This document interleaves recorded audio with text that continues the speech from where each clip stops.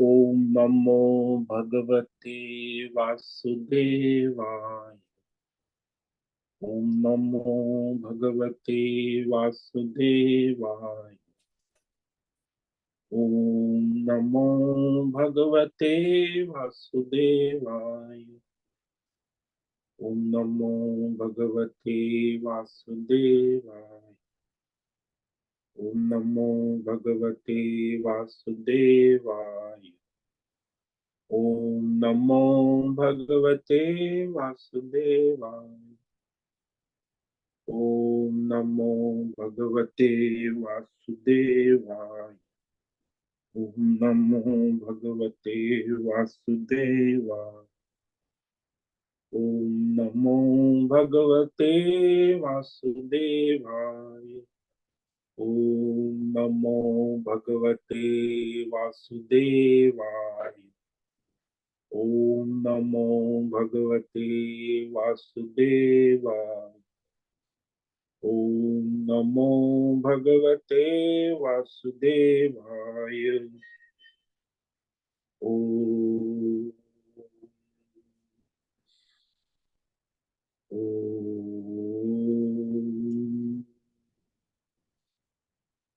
ओम।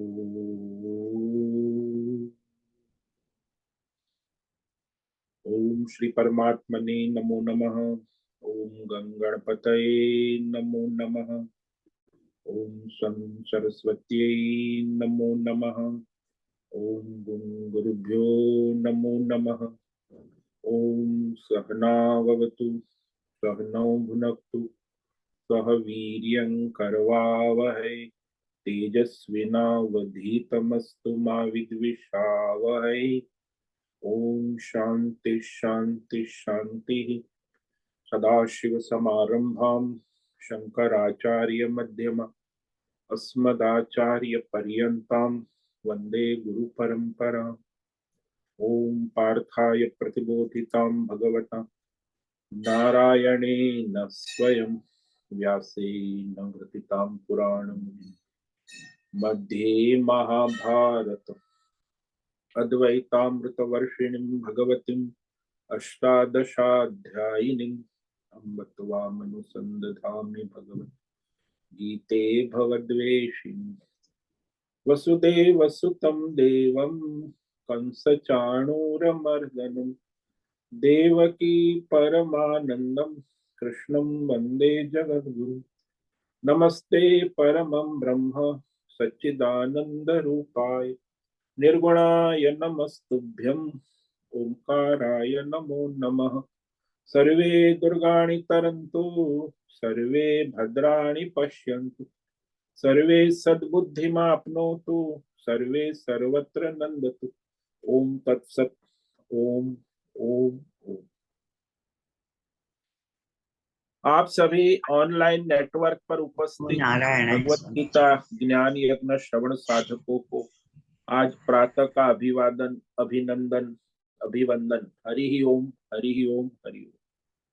हम सबको आज का यह दिव्य दिन तन मन धन जन देश काल विषय वस्तु परिस्थिति अवस्थाएं सभी को अपने अपने पूर्व में अनंत जन्मों में किए हुए संचित पाप पुण्य धर्म अधर्म मिश्र कर्मों के पक्के हुए फल स्वरूप में वर्तमान में आज सभी को अपने अपने प्रारब्ध अनुसार परमेश्वरी अचिंत्य योग माया के माध्यम से प्रसाद स्वरूप में प्राप्त हुआ है। अतः आज का यह दिव्य दिन परमार्थ हेतु निष्काम सेवा यज्ञ देव यज्ञ ऋषि यज्ञ पितृ यज्ञ मानव यज्ञ भूत प्राणी यज्ञ सात्विक दान शारीरिक वाचिक मानसिक तप निष्काम कर्म योग ध्यान योग भक्ति योग ज्ञान योग साधना स्वाध्याय वेद शास्त्रों का अध्ययन अध्यापन उपासना आराधना के लिए समर्पित करे और कराए। अत्यंत दुर्लभ मनुष्य जीवन को परमार्थ हेतु सार्थक करे और कराए। आज विक्रम संवत 2081 आज तो पहली प्रथमा तिथि 9 वर्ष विक्रम संवत 2081 प्रारंभ हुआ है। प्रथमा सुबह 10 प्रथमा तिथि दोपहर को 2:35 तक, उसके बाद द्वितीया तिथि लग गई।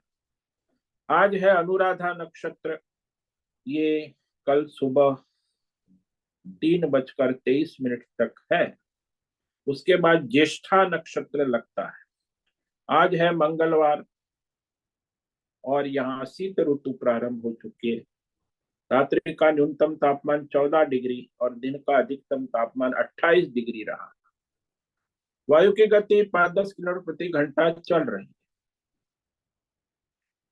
और यहाँ ईस्वी सन 2023 14 नवंबर 14 नवंबर 2023 सुबह के 7 बजने वाले हैं। कलयुग का प्रथम चरण 5248वां वर्ष 7वां वैवस्वत मनवंतर श्वेत वराह कल्प ब्रह्मा जी का 26वां दिन और 51वां वर्ष अभी चल रहा है। तो ऐसे अनंत कोटि ब्रह्मांडीय परमेश्वरी अचिंत्य योग माया में हमारा यह एक ब्रह्मांड, इस ब्रह्मांड में ये पृथ्वी लोक में समुद्र के ऊपर जम्बू द्वीप में विश्व का एकमात्र वैदिक राष्ट्र भारत में उत्तर हिमालय प्रांत में उत्तराखंड राज्य में टिहरी जिले हिमालयन शिवालिक पर्वतमाला के अंतर्गत मणिकूट पर्वत के ऊपर नीलकंठ महादेव के सामने ऋषिकेश नगरी में मुनि की रेती प्रांत में शीशम जाड़ी में अवधूत बाड़ा आश्रम के सी ब्लॉक के पहले माले से 5 नंबर कमरे से गंगा किनारे से हम स्वामी उत्तमानंद सरस्वती भगवत गीता के आचार्य शिष्य स्वामी चिन्मयानंद सरस्वती महाराज चिन्मय मिश्र कैवलाद्वैत वेद व्यास भगवत पाद शंकराचार्य की श्रृंगेरी संन्यास परंपरा से शिक्षित दीक्षित सनातन वैदिक भारतीय हिंदू धर्म अनुसार संपूर्ण भगवद गीता ज्ञान यज्ञ ऑनलाइन चैतन्यमय जीवंत लाइव प्रसारण के अंतर्गत व्याख्यान माला में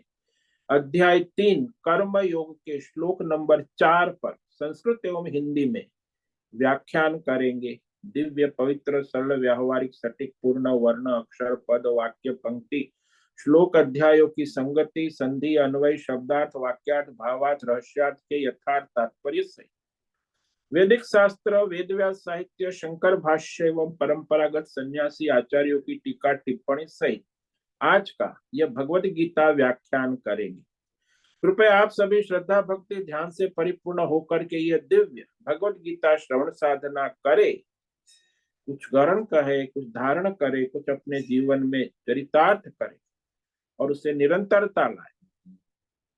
अपनी अपनी आध्यात्मिक भौतिक दैवी अशांति द्वंद्व मोह विक्षेपों से रहित होकर के अधार्मिक अशास्त्रीय भ्रम भ्रांतियों से रहित होकर के अपने शरीर इंद्रिय प्राण मन वचन कर्म से एक रूप एकाग्र होकर के शुद्ध सात्विक सूक्ष्म वेद शास्त्र आचार्य परंपरा अनुसार भगवत विवेक बुद्धि करे। पुनः पुनः इस व्याख्यान का श्रवण करे, मनन करे, चिंतन करे, चर्चा विचारणा करे, प्रचार प्रसार करे, लिंक भेजे, ग्रुप में शेयर करे, अपना और सबका परम कल्याण करे। ओम तत्सत। ओम ओम ओम। तो कल हमने श्रीमद् भगवद गीता अध्याय 4 कर्म योग के श्लोक नंबर 4 पर व्याख्यान प्रारंभ किया है। तो भगवान कहते किसी भी ज्ञान निष्ठा हो कर्म निष्ठा हो कर्म का स्वरूप से त्याग करना आवश्यक नहीं, तो फिर क्या करें? तो ये विवेक करना आवश्यक है कि किसी भी कर्म निष्ठा में ज्ञान निष्ठा के अनुसार अपना कर्तव्य स्वधर्म प्रारब्ध के अनुसार अपने प्रारब्ध कर्म त्यागने की आवश्यकता नहीं है।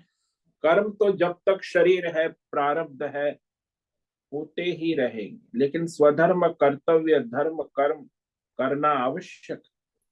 तो वही भगवान ने यहाँ कहा कि वो संभव नहीं है कर्म पूर्णतः त्याग, चुपचाप बैठना 24 घंटा किसी पे मनुष्य में संभव नहीं। न कर्मणामनारंभाम नैष्कर्म्यम पुरुषोष्णुते न च सन्न्यस्य न देव सिद्धिम समधिगच्छते।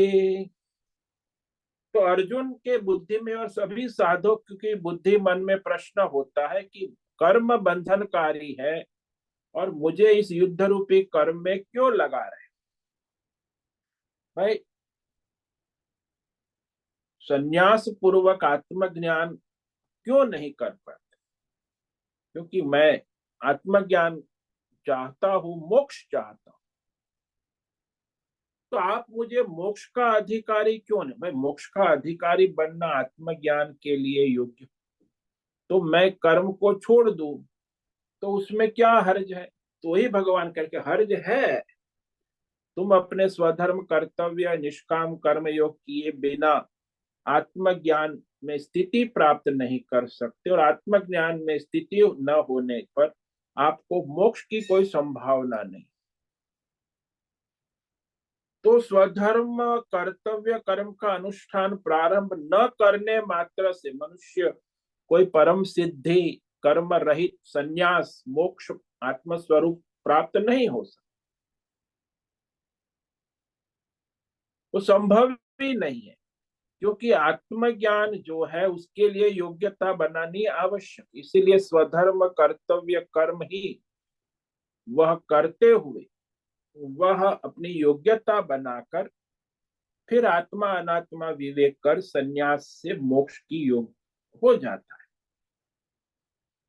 इसीलिए कहा कि स्वधर्म कर्तव्य कर्म को किए बिना, कर्म का आरंभ किए बिना, स्वधर्म का अभ्यास किए बिना वह ज्ञान योग का अधिकारी नहीं हो सकता, मोक्ष का अधिकारी नहीं हो सकता।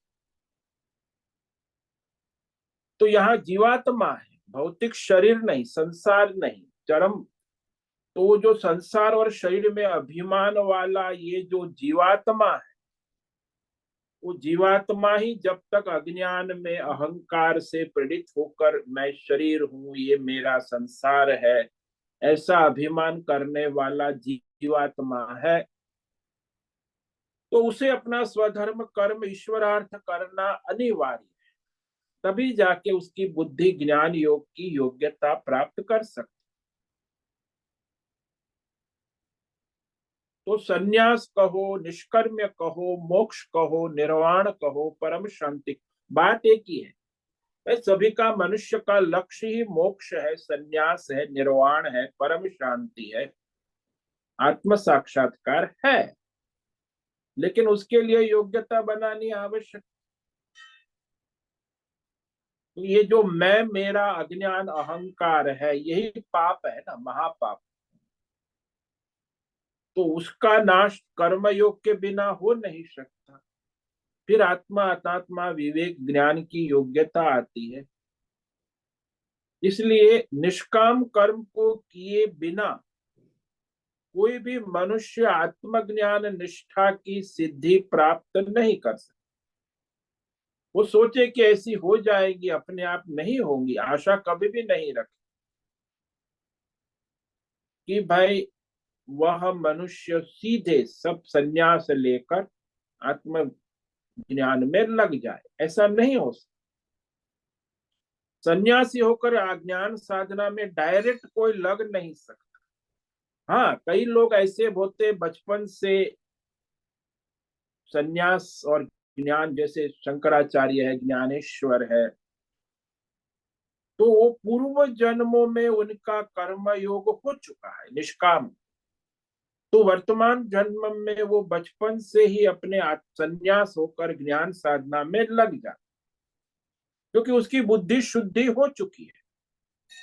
वर्तमान जन्म में यह जो उनके हम देख रहे अवस्था, वो पूर्व जन्म के संस्कार है। तो वर्तमान जन्म में करे या पूर्व जन्म में कर चुके हैं, कर्म योग निष्काम स्वधर्म किए बिना आत्मज्ञान की योग्यता नहीं बनती, मोक्ष की योग्यता सुनिश्चित नहीं हो सकती।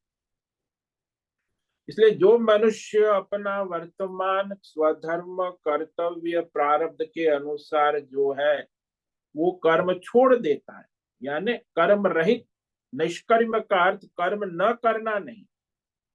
निष्कर्म का साधारण अर्थ यही लगता है कि कर्म नहीं करना, यानी मैं अकर्मी, अकर्ता हूं। यह बुद्धि का निश्चय, इसे निष्कर्म्य कहा। जब तक मैं करना चाहूं तो कर सकता हूं, लेकिन न करने की ठान ली है कि मैं तो सन्यासी हूं, मैं कुछ कर्म नहीं करूंगा, बस भिक्षा भोजन करूंगा और विश्राम करूंगा, तो इसलिए कर नहीं रहा हूं। तो ऐसे हठ से कोई कर्म त्याग करने से उसे परमार्थ संन्यास ज्ञान सिद्ध नहीं होता। हाँ, आत्मा का स्वरूप साक्षी है, अकर्ता है, तो आत्मा तो कुछ नहीं कर सकता, ये तो विवेक है।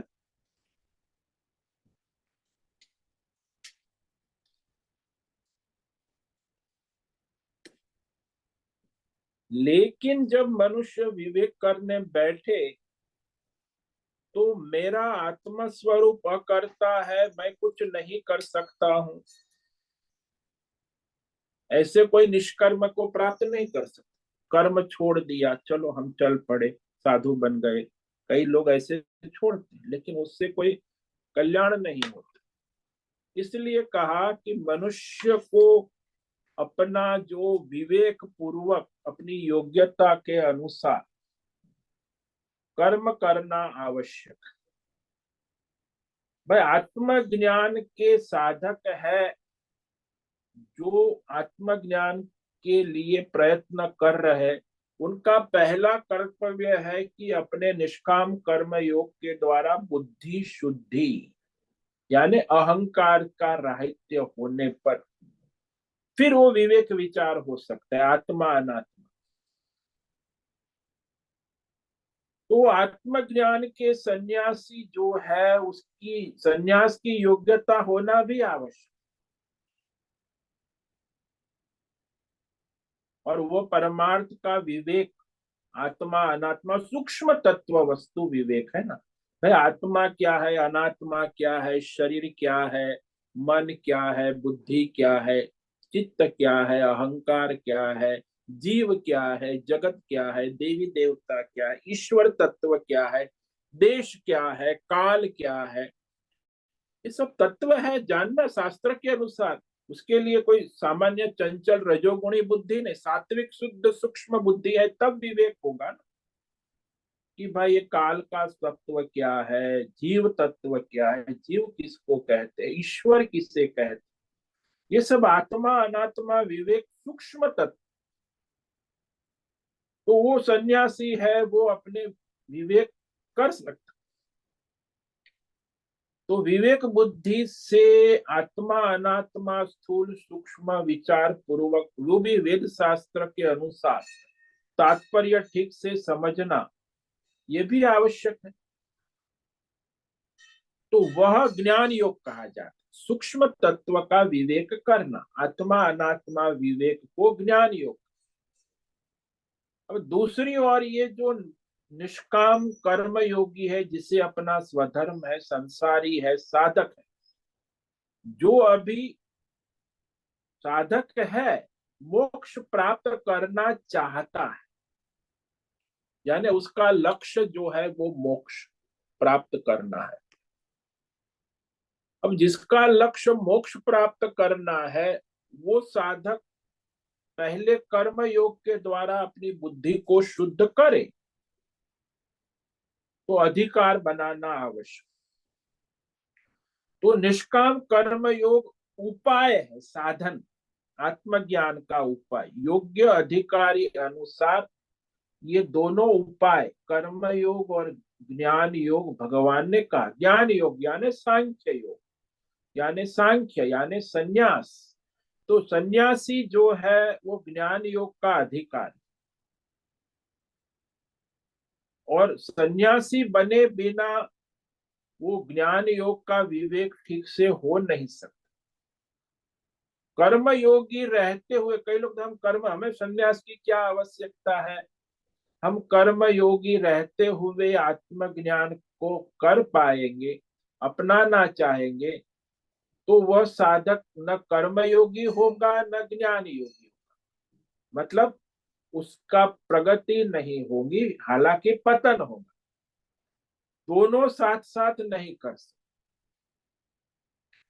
पहले निष्काम कर्म योग के द्वारा अपनी बुद्धि को शुद्ध करना आवश्यक है। जब बुद्धि शुद्ध हो जाती है, अहंकार रहित हो जाती है, तब वो निष्काम कर्म छोड़कर संन्यास के द्वारा आत्मा अनात्मा विवेक आत्म ज्ञान योग का अभ्यास सार्थक होता है, तो बिना योग्यता अधिकार आए वास्तव में मनुष्य अपने कर्म छोड़ ही नहीं सकता। छोड़ेगा तो उसका पतन है, दुर्गति है।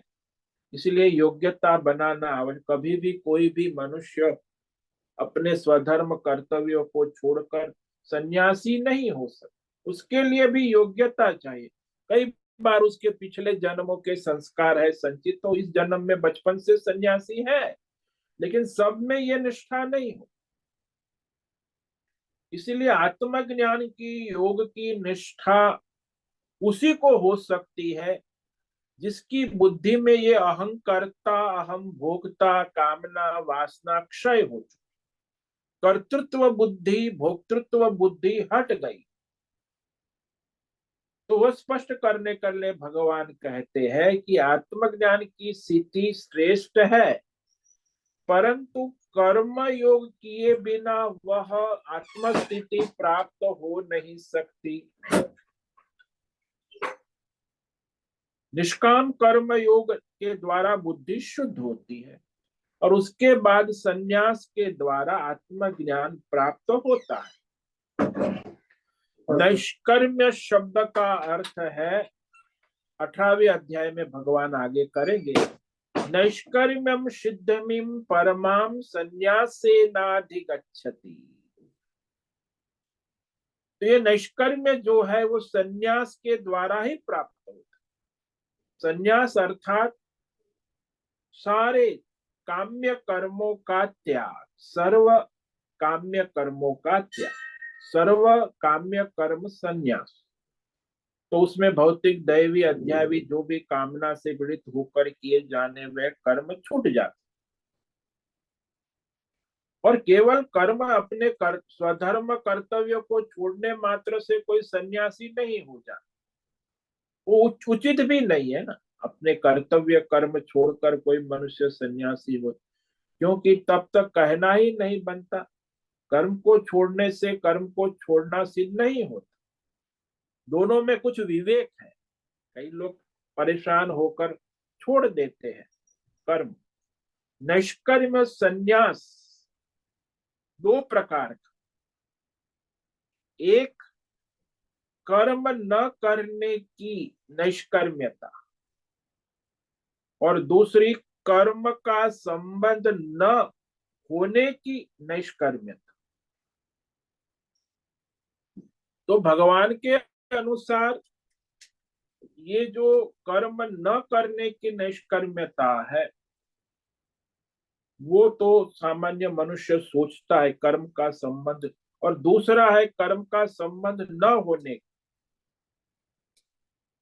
अब भगवान के अनुसार यहाँ मनुष्य जो है संसार में सोचता है कि बस हम तो रिटायर्ड हो जाएंगे, फिर कुछ करना नहीं है, न करने, तो ऐसे कोई निष्कर्म्यता नहीं आती। कई लोग रिटायर्ड आज हो जाते फिर टाइम पास करते हैं। कर्म का संबंध न होने की निष्कर्मता यहाँ भगवान के अनुसार, सब शास्त्रों के अनुसार, कर्म को न करना भी एक तरह का कर्म है। जो आजकल जो लोग रिटायर्ड हो जाते हैं फिर कुछ, तो उससे कुछ बनता नहीं है परमार्थ। जैसे दृष्टांत ले लो कि कार चल रही है और फिर कहा मालिक ने रोको, तो ब्रेक लगा दी, तो कार गाड़ी को रोकने के लिए तुरंत ब्रेक लगाते हो, गाड़ी रुक गई। तो आपने कर्म नहीं किया, कर्म नहीं करने का कर्म किया। कर्म नहीं करने, कर्म नहीं करूंगा वहां जहां बुद्धि में संकल्प है, वहां कर्म न करने का भी बैठा हुआ संकल्प। गाड़ी नहीं चलानी है, रोक दी, फिर चलानी, फिर रोक दी, तो ये तो कर्म करना, ये भी संकल्प है न करना। ऐसे कर्म की गाड़ी रोक दी तो फिर नहीं किया, फिर करने लगे, तो ये तो ऐसे नहीं होता। ये तो बुद्धि में कर्म की वासना है। तो मैं कर्म नहीं करूंगा, ऐसा वहां नहीं करना। न करना, ये भी कर्म करना ही है। इसलिए आजकल ये लोग जो रिटायर्ड हो जाते हैं, मैं कुछ नहीं करता हूं, वो भी कुछ करना है। कर्म से हम अपने को रोक रहे हैं। हाँ, सांसारिक कर्म उसके पूरे हो, लेकिन वो कुछ नहीं कर रहा है। इससे कोई परमार्थ या मोक्ष नहीं होगा। तो उस समय निष्कर्म की भी बात नहीं कर सकते, कर्म न करने की बात नहीं कर सकते। कर्म के साथ मेरा संबंध बनता ही नहीं, इस विषय का विवेक निश्चय करे। कर्म मेरा पूरा हो गया और कर्म रहित हो गया, जिसमें वह सन्यासी जो है, जिसका लक्ष्य मोक्ष है, परमार्थ है, और वो अपने लौकिक कर्मों से रहित होकर आत्मा अनात्मा विवेक, परमार्थ आत्मज्ञान में लगे, वो ज्ञान योगी। यानी सांसारिक कर्मों से उपराम हो, काम्य कर्मों से उपराम हो। अब उसका एक ही ज्ञान योग, यानी आत्मा अनात्मा, जीव जगत ईश्वर देवी देवता का विवेक करना, सूक्ष्म विवेक। तो वह उसकी योग्यता प्राप्त होती है सन्यासी, आत्मज्ञान। तो शास्त्रों में आता है कि नासौ त्यजते कर्माणि कर्मणि त्यजते यशो। और जो परिपक्व हो गया है सन्यास साधक, वो कर्म को नहीं छोड़ता, कर्म स्वयं ही उसे छोड़कर चले जाए। ये विशेषता है। अतः कर्म न करने वाले की संसार स्थिति निष्कर्म नहीं होती। कर्म के साथ उसका मेरा कोई संबंध ही नहीं रह जाता, ऐसा विवेक निश्चय वो निष्कर्म्य, कर्म ही स्वयं छोड़ देता है उसे। इसलिए कहा कि कर्म किए बिना स्वधर्म कर्तव्य निष्कर्म की प्राप्ति नहीं होती। कर्म न करने के तो बैठे रहो, मानो कि आप चुपचाप, तो ऐसे कोई न कर्म, मन सोच रहा है, बुद्धि चल रही है, चुपचाप बैठने से निष्कर्म सिद्धि नहीं होगी। लेकिन मैं असंग आत्मा हूं, साक्षी हूं, करता हूं, यह आत्मज्ञान सिद्ध नहीं होगा। केवल मैंने अपने को कर्म से रोक लिया है। कर्म से रोकने से कोई आत्मज्ञान आत्मस्थिति सिद्ध नहीं होती। अपने आत्म तत्व को, अपने परमार्थ स्वरूप को जानकर मैं सर्वथा साक्षी दृष्टा कर्म रहित हूं, ऐसा विवेक ये आवश्यक है। उसे निष्कर्म संन्यास कहते कि मैं साक्षी आत्मस्वरूप परमात्मा हूं। तो कर्म कौन कर रहा है? कर्म तो प्रकृति के द्वारा हो रहे हैं, मैं उसका साक्षी दृष्टा संग आत्मा हूं। तो केवल कर्म छोड़ने से इस विवेक बुद्धि को प्राप्त नहीं कर सकता। आत्मज्ञान जब हमको होता है तो यह आवश्यक है कि विवेक करना कि मैं कौन हूं, आत्मा अनात्मा सूक्ष्म। जब वो पता चले कि मैं साक्षी असंग आत्मा हूं, मेरा कर्मों से कोई संबंध नहीं, तब वो निष्कर्म की प्राप्ति हो। कर्म नहीं करने से कोई मनुष्य संतुष्ट या तृप्त नहीं हो सकता। शास्त्रों में कई प्रकार की संतुष्टि तृप्ति बताई। उसमें मैंने सन्यास कर लिया, मैंने कर्म छोड़ दिया, मैं रिटायर्ड हो गया, इससे कोई आपकी कर्म त्याग संतुष्टि नहीं है। अब देखो, संसार में मनुष्य अपने अपने स्तर पर संतुष्टि व्यक्त करते हैं। जैसे प्रकृति का ज्ञान होने पर मान लेना कि मैं कृतार्थ हो गया, अब ये तो सब संसार है।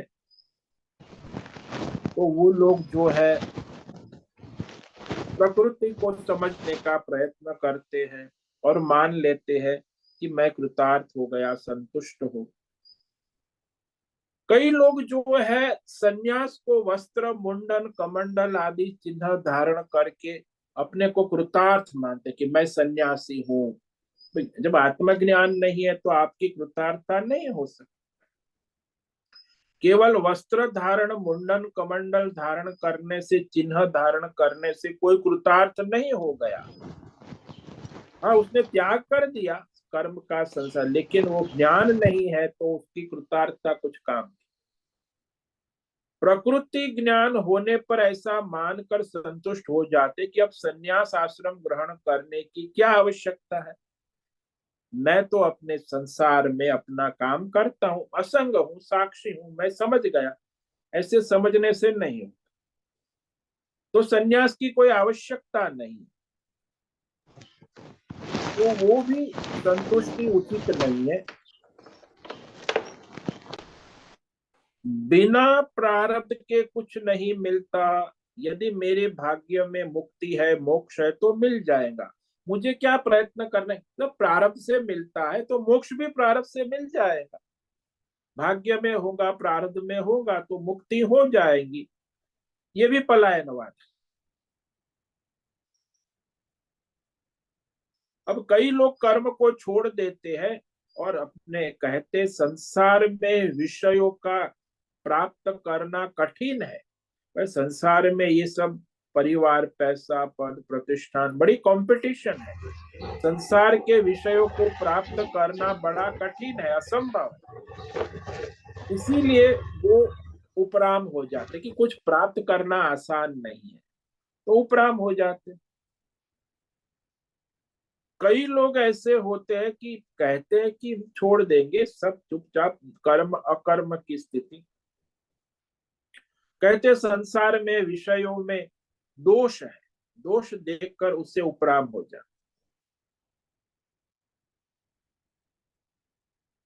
कई बार मनुष्य त्याग कर देता है कि विषय की अभिलाषा उत्पन्न करते भोग से, संग से, लेकिन वो समझते हैं कि भोग से कभी तृप्ति नहीं होगी। वो सत्संग सुनते हैं, कहते जैसे अग्नि में घी डालते हैं वैसे ही ये भोग बढ़ता ही जाता है। इसीलिए विषय भोग से भी कोई संतुष्टि का कोई कारण नहीं, इसीलिए विषय भोग को छोड़ो। तो ऐसे छोड़ दे। कई धर्म वाले ऐसे हैं कि वो हिंसा समझते हैं कि ये बिना विषय भोग मिलना असंभव। भाई, विषय भोग में हिंसा है, हिंसा पूर्वक भोग भोगने से अधर्म हो जाता है और उससे कारण अनंत दुख और नरक की प्राप्ति होती है। इसीलिए संसार में हिंसा है, इसीलिए अपने कर्म को छोड़ दो, स्वधर्म करते। जो जैन साधु लोग हैं, वो लोग अपना स्वधर्म कर्तव्य छोड़कर अहिंसा के लिए वो साधु बन जाते। तो उससे भी कोई संतुष्टि नहीं, वो त्याग नहीं है, क्योंकि स्वधर्म कर्तव्य उसने नहीं किया है, अपने बुद्धि की शुद्धि नहीं हुई है, अहंकार गया नहीं है, कर्तृत्व अभिमान, भोक्तृत्व अभिमान। इसीलिए इस प्रकार की जो सांसारिक संतुष्टि है कि मैं संतुष्ट हो गया, तो तृप्ति संतुष्टि जो है, मैंने संन्यास कर लिया, कर्म छोड़, बस अब मुक्त हो जाऊंगा। क्योंकि शास्त्र में कहा है कि मुक्ति तो तभी होगी जब आपका अहंकार लय होगा, मोह का त्याग होगा, फिर आत्मज्ञान होगा, तब मुक्ति होगी।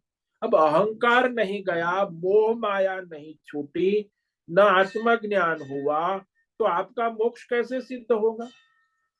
नहीं, मैंने कर्म त्याग कर दिया तो मुक्ति हो जाएगी अपने आप। यह एक भ्रम है। कर्म त्याग से अपने आप मुक्ति नहीं होती, और कर्म त्याग करना और कर्म त्याग होना में फर्क है। योग्यता बनती है निष्काम कर्म योग से, अपने आप कर्म त्याग हो जाता, तो यहाँ मोक्ष नहीं होगा मनुष्य केवल कर्म को छोड़ देने से। इसीलिए कर्म अपना जो है वो निष्काम भाव से करने से ही मोक्ष की योग्यता आती। और इस तरह वह आत्मज्ञान का श्रवण मनन चिंतन करते हैं तो आगे वह विवेक होता है कि मैं साक्षी हूं, मैं आत्मा हूं, मैं अकर्ता। और कर्ता कौन है? तो भाई प्रकृति करता है। प्रकृतिम स्वाम अधिष्ठाय, ये प्रकृति प्रकृति का कार्य कर रही है, मैं उसका साक्षी दृष्टा अकर्ता आत्म स्वरूप हूं। तो ऐसे कर्म रहित रूप मोक्ष की योग्यता प्राप्त हो। अब मैं साक्षी अकर्ता ऐसे कोई बोल देगा, सोच लेगा तो नहीं होगा, वो योग्यता होगी तब होगा।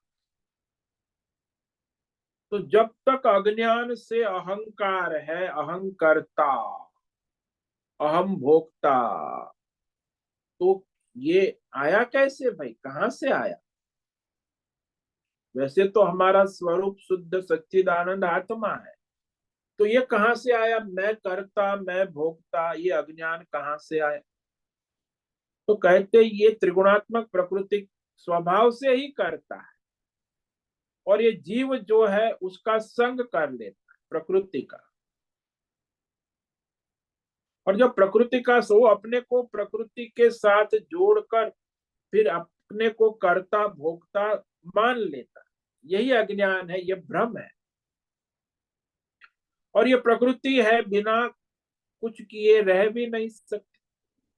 प्रकृति हर क्षण, प्रकृति की क्रिया परिवर्तन है, इसे ना संसार का, प्रकृति का नाम ही परिवर्तन है। हर क्षण उसमें परिवर्तन होता रहता है, प्रकृति बदलती रहे, क्रियात्मक है।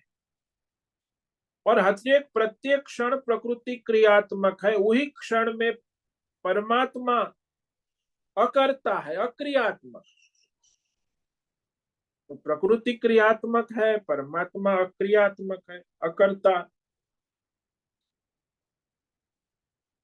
तो बंधन में भ्रांति से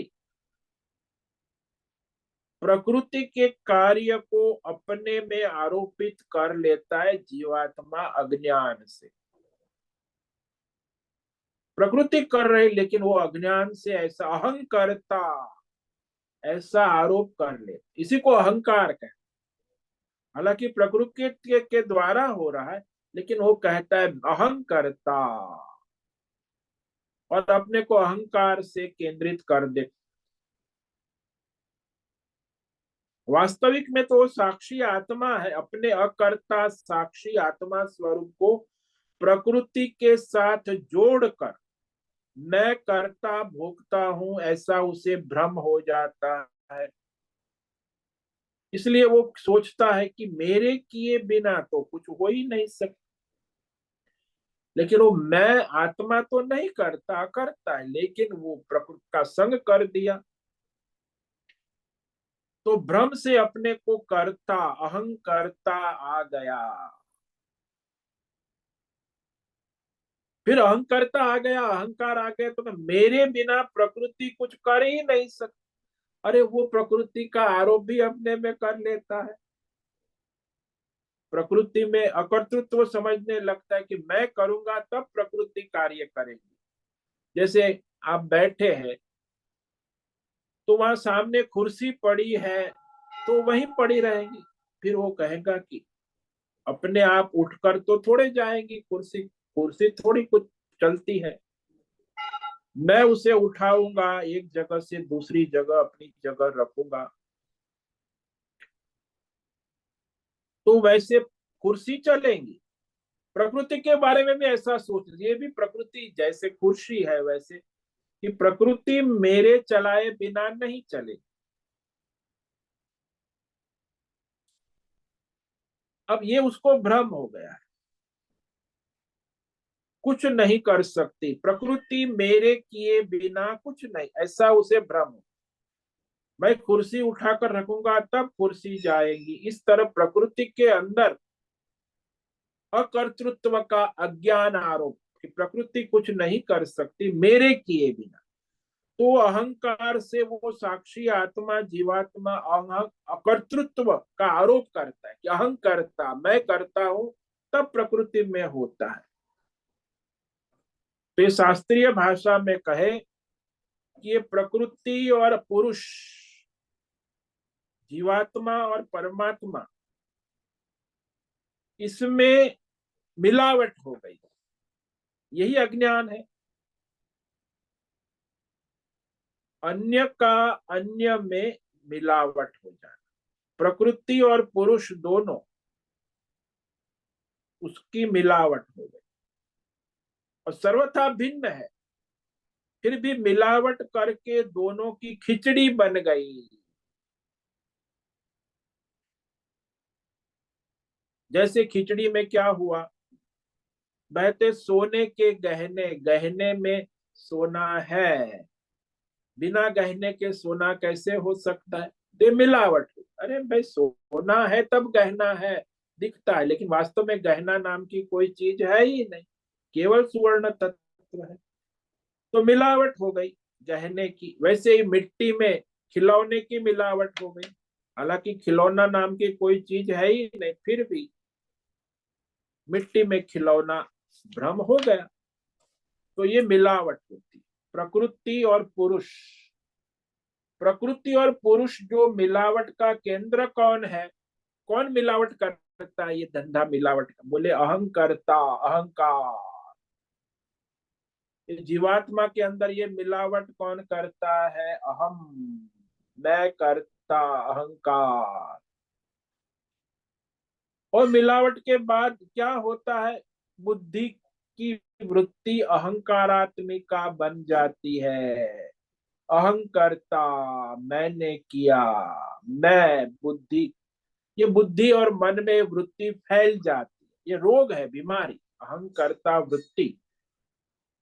यही उसको मिलावट करके जीव बना देती है। अहंकार जिसको हम कहते अहंकर्ता, वो अहंकार तो हमारी आत्मा है नहीं, फिर भी हमने उसे अपना आत्मा तो साक्षी दृष्टा प्रकाशक है।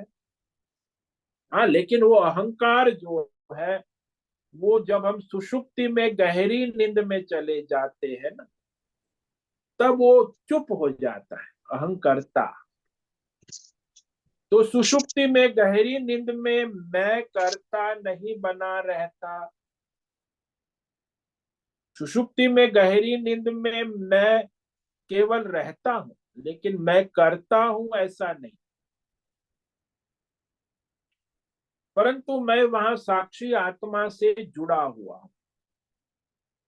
यदि मैं कर्ता साक्षी आत्मा स्वरूप वहां हूं, गहरी नींद में भी रहता हूं, लेकिन मुझे पता नहीं। तो वहां गहरी नींद में मैं भी होता है, प्रकृति नहीं है, कर्ता नहीं है, लेकिन मैं हूं, आत्मस्वरूप होता तो है, लेकिन उसका ज्ञान नहीं हो। जब जग जाता हूं तो ये कर्ता भी जग जाता है। अहंकार की प्रकृति का कार्य आया, अंतकरण आया, मन आई, बुद्धि आई, अपने को कर्ता भोक्ता मान लिया, और फिर वह कर्ता भोक्ता अंतकरण मन बुद्धि, फिर अध्यात्म भौतिक दैवी जगत का संग किया, और इस तरह वो अहंकार ही फैलता गया। पहले बुद्धि मन इंद्रियों के स्तर से आगे संसार के विषयों में ये मेरा मेरा, जो मेरा मेरा के, वो भी अहंकार का एक्सटेंशन हो गया बाहर। मेरा परिवार, मेरा, मैं करता, ये मेरी बुद्धि, ये मेरा मन, ये मेरी इंद्रिया, ये मेरा तन, शरीर, स्त्री पुरुष, और ये मेरा परिवार, ये मेरा घर, ये मेरे पैसे, ये मेरा नाम, ये मेरा पद, प्रतिष्ठान, मेडल, दुकान। अरे बाबा, तो सबसे केंद्र में वो अहंकारता वृत्ति है, अज्ञान। उसके बाद ही सारा संसार स्थूल सूक्ष्म प्रकट होकर अपना कार्य करने लगा। वास्तव में तो मैं वो हूं नहीं, फिर भी अज्ञान से अहंकार का संग करके फिर वो मिलावट हो गई, तो मिलावट हो गई तो दोनों काम करने लगते। तो अंतकरण आया, मन आया, परिवार आया, संसार आया, ये सब अहंकार अहंकारता वृत्ति के साथ आ गया। हमने अपने में मान लिया और अपने आत्मा को मन भूल गए। इसलिए कहते हैं कि मैं चेतन आत्मा हूं, मैं जानता हूं, वो मैं भूल गया। जानता तो आत्मा का धर्म है, लेकिन मैं करता हो गया, अहंकार। फिर बुद्धि में भी वृत्ति आ गई, मन में आ गई, फिर सारे संसार में, तो खिचड़ी हो गई ना।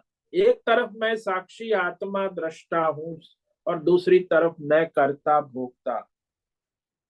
दोनों को एक करके मैं करता हो सकता हूं, क्योंकि आत्मा के बिना इसका कोई अस्तित्व ही नहीं, अहंकार कहाँ से उत्पन्न होगा। तो दोनों को एक करके मैं कर्ता को अपना स्वरूप समझने लगा। इसीलिए कहा कि आचार्यों ने शास्त्रों में भी कहा है कि संसार का हेतु, जीव के बंधन का हेतु, जीव के सारे प्रतिबंधों का हेतु मूल अहंकर्ता, अहंकार है। बाकी सब ये संसार है, भौतिक अध्यात्म दैव, वो अभिमान से आते जाते रहते हैं। जैसे दृष्टांत ले लो कि एक चुंबक है, चुंबक का पत्थर है, उसके साथ हम एक कील को लटका दे, कील लटक जाएगी।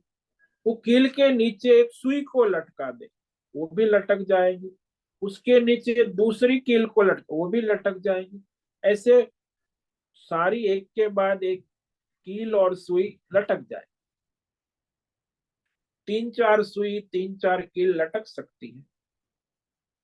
चुंबक के कारण बड़ी कील में चुंबकता आई ना, तो उसने छोटी सुई को पकड़ लिया, चुंबकता आ गई। और इस प्रकार उससे भी छोटी सुई ने पकड़ी ली, दूसरी सुई को पकड़ लिया। तो इस प्रकार बड़ी कील ने छोटी कील को, छोटी कील ने सुई को पकड़ लिया, इकट्ठी। अब सारी इकट्ठी हो गई। अगर चुंबक को हटा दो तो सारी छोटी बड़ी कीलें और सुइयां इकट्ठी नीचे गिर जाएंगी। चुंबक के साथ संबंध होने से बड़ी कील में चुंबकता आई, और उसकी चुंबकता ने छोटी कील को पकड़ा। छोटी कील में चुंबकता आई, उसने सुई को पकड़ा। तो ऐसे छोटी कील में चुंबकता, सुई में चुंबकता मिलने पर वह चुंबकता सब में देखी गई। लेकिन वो चुंबकता न सुई की है न कील की है, वह चुंबकता तो वो चुंबकीय पत्थर की। और उसी के द्वारा सारे एक दूसरे को पकड़े हुए हैं। परंतु असल में चुंबक तो केवल कील में नहीं है, चुंबक तो जो चुंबकीय पत्थर है उसी में है। वही उन कीलों को अंदर से चुंबकता ला रहा है। इसी प्रकार ये हमारा सच्चिदानंद आत्मा स्वरूप का ही ये अहंकारात्मक वृत्ति से संबंध होकर लगता है कि मैं चेतन हूं, आत्मा। हालांकि वो अहंकार का नहीं है, वो उसका तो आत्मा का ही चेतन है, लेकिन अहंकार में चेतन जैसा प्रतीत होने लगता है। तो मैं चेतन आत्मा हूं ऐसा भ्रम हो जाता है। तो उसमें कर्ता का संबंध आता है, अहंकर्ता। और अहंकर्ता कब तक होता है? जब प्राण चलते हैं, प्राण से होता है। प्राण चलते हैं, मुर्दा है, उसमें अहंकर्ता भाव नहीं, वृत्ति नहीं हो। वो जिंदा है, प्राण चल रहे हैं, तो प्राण का संबंध हुआ। तो आत्मा का प्राण और प्राण का संबंध होने के साथ अहंकार का, तीनों की त्रिपुटी हो गई, मिलावट हो गई, और वो जीवात्मा बन गए। तो है तो सच्चिदानंद आत्मा, और फिर प्राण जो है उसने उसके अहंकार को पकड़ लिया, और फिर उसका सारा जीव भाव शुरू हो गया। संसार लगता है मैं शरीर हूं, ये शरीर, उसका संबंध, शरीर भी चेतन जैसे आत्मा लगता है कि वास्तव में चेतन आत्मा की चेतनता सब जगह व्याप्त हो गई। शरीर में, इंद्रियों में, मन में, प्राण में, सब जगह। वास्तव में वह मैं सबका साक्षी आत्मा हूं। उसका ज्ञान होने के कारण फिर ये सारा जो है शरीर में चेतन अनुभव होता है, मन में, बुद्धि में, इंद्रियों में, संसार में अहंकार, अहंकर्ता वृत्ति सर्वत्र फैल गई। उसे लगता है कि ये मैं हूं, ये मेरा चेतन है।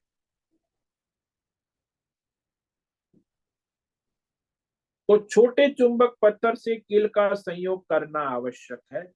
हमारे पास बहुत बड़ा चुंबक है, तो बहुत शक्तिशाली चुंबक है, तो हमको कील जोड़ने की जरूरत ही नहीं होगी, वो अपने आप जुड़ जाएगी सभी।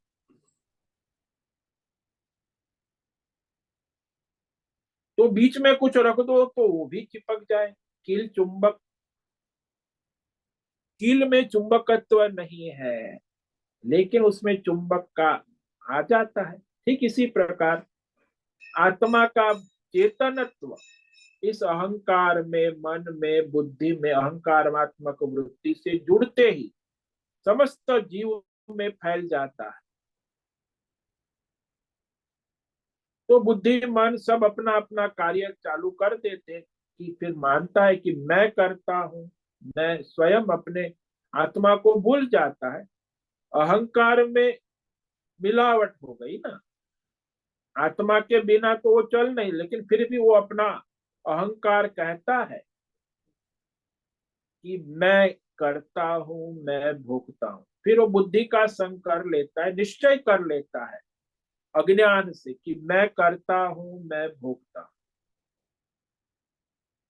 उस कर्ता भोक्ता भाव को अपना स्वरूप समझने लगते हैं, हालांकि वो भिन्न है।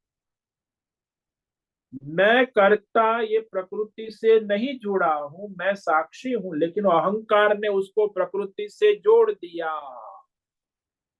अब वो आ गया चक्कर में, मैं करता हूं। प्रकृति कर रही है तो उसको कहता है मैं करता हूं। कर्तृत्व का अनुभव हो रहा है, तो अपने आत्म स्वरूप से वो वंचित हो जाता है। इसलिए अहंकार जो है यही सबसे बड़ा, जो अपने मिलावट करके आत्मा को प्रकृति, पुरुष और प्रकृति की मिलावट करके जीव मोहित हो जाता है। तो इस पर हम कल विचार करेंगे, और कि इस मिलावट को अलग करने के लिए उसे निष्काम कर्म योग की आवश्यकता है। तो वह कैसे करेंगे? तो आज जो हमने विचार किया कि कोई भी मनुष्य जो अज्ञानी है, वह किसी भी तरह ज्ञान योग में हो या कर्म योग में हो, अपने प्रारब्ध अनुसार कर्तव्य कर्मों का स्वरूप से त्याग नहीं कर सकता। न कर्मणामनारंभाम नैष्कर्म्यम पुरुषोष्णुते न च सन्न्यस्य नादेव सिद्धिम समधिगच्छति। कोई भी मनुष्य न तो कर्मों का आरंभ किए बिना निष्कर्म आत्मज्ञान योग निष्ठा को प्राप्त नहीं कर सकता, क्योंकि बिना निष्काम कर्म योग के ज्ञान योग संभव नहीं। न संन्यासात एवं सिद्धिम सम, केवल कर्मों का त्याग करने से कोई मोक्ष या परम सिद्धि को प्राप्त नहीं कर सकता है। ओम नमो नारायणाय। ओम नमो नारायणाय। ओम नमो नारायणाय। ओम नमो नारायणाय। ओम नमो नारायणाय। कायेन वाचा मनसेन्द्रियैर्वा बुद्ध्यात्मना वा प्रकृते स्वभावात् करोमि यद्यत् सकलं परस्मै नारायणायेति समर्पयामि। ओम सर्वे भवन्तु सुखिनः, सर्वे सन्तु निरामयाः, सर्वे भद्राणि पश्यन्तु, मा कश्चित् दुःखमाप्नुयात्। अस्तु मा सद्गमय, तमसो मा ज्योतिर्गमय, मृत्योर्मा मृतङ्गमय। ओम पूर्णमद पूर्णमिदं पूर्णात् पूर्णमुदच्यते पूर्णस्य पूर्णमादाय पूर्णमेवावशिष्यते। ओम शांति शांति शांति। शंकरं शंकराचार्यं केशवं बादरायणं सूत्रं भाष्यकृतौ वन्दे भगवन्तौ पुनः पुनः। ईश्वरो गुरुरात्मेति मूर्तिभेदविभाग व्योमवद्व्याप्तदेहाय दक्षिणामूर्तये नमो नमः। ओम गुं गुरुभ्यो नमो नमः। ओम तत्सत् ब्रह्मार्पणमस्तु। ओम ओम ओम।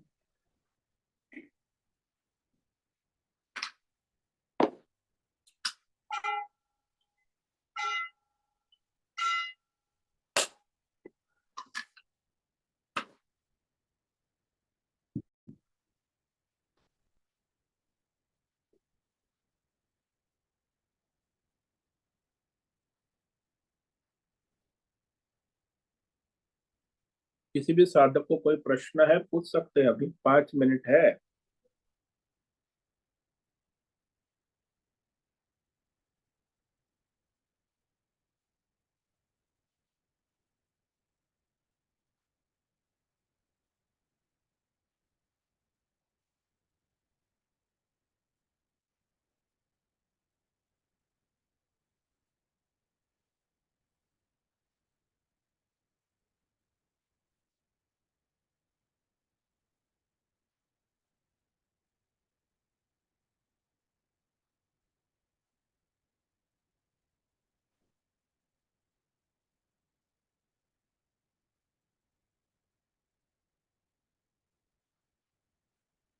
तो आज उपस्थित है प्रकाश आनंद दोषा, आरती Jadav, Amarendra Anu Jethe, Asha Kotak, B R Mohan, Divya ben Dave, Eknath Kulkarni, Geeta Menon, G V Kumar, Hema Kotak, जयंती पांडा, ज्योति धूमल, माधवी आचार्य, मनीष त्रिवेदी, मीनाक्षी काले, नयना पुरोहित, पंकज भट्ट, संजीवनी, श्रीरंग रानडे, सोहम व्यास, शोभन व्यास, सुचिता पाटिल, सुनील ठाकुर, उषा, विनायक कुटोजी, सुनंदा सा।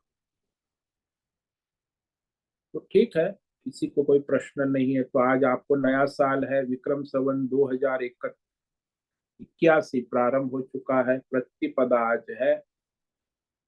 कार्तिक मास का भी प्रारंभ होगा। कार्तिक मास की भी बड़ी महिमा है साधना करने के लिए।